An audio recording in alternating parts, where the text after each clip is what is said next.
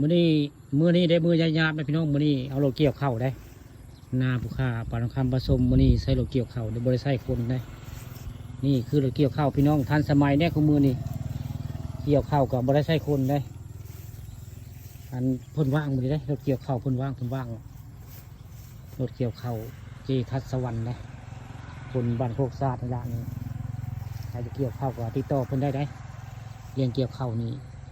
โทรมาเบอร์ผู้ค้าก็ได้ไว้ไงใครจะเกี่ยวเข้าบ้านใดกันนี่คือรถเกี่ยวเข้าที่ทัศสวรรค์บ้านภูษาตำบลตาลนะพี่น้องนี่ใครจะเกี่ยวเข้าก็โทรมาหาผู้ค้าก็ได้นี่เพิ่นหากระซื้อปีกาเนี่ยรถเจทัศสวรรค์บ้านโคกซาตำบลตาลได้คักเข้าเพิ่นนะไปใช้บริการเพิ่นกะโทรเข้ามาเบอร์ปานคำก็ได้ที่ติดต่อให้ไว้ง่ายนี่ใครจะเกี่ยวเข้า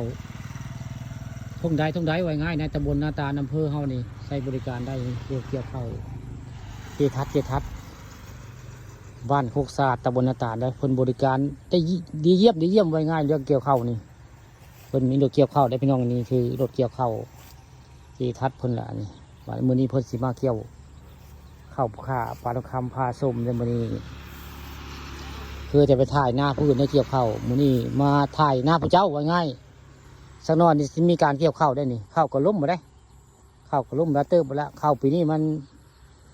บริยากงามไปได้ปีนี้บริยากงามไปได้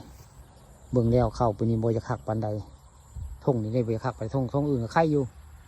แต่ท่งนี้บริยากคักปันใดนี่มีหลายม่องไว้ง่าย2-3 ม่องหน้าภูเขากะ2-3 ม่องได้บริเวณท่งให้ท่งนาระหว่างโคกซาคำข่าแล้วนี่คือภาพบรรยากาศโดยเกี่ยวข้าวเพิ่นสิมาเกี่ยวข้าวให้พี่น้องมัน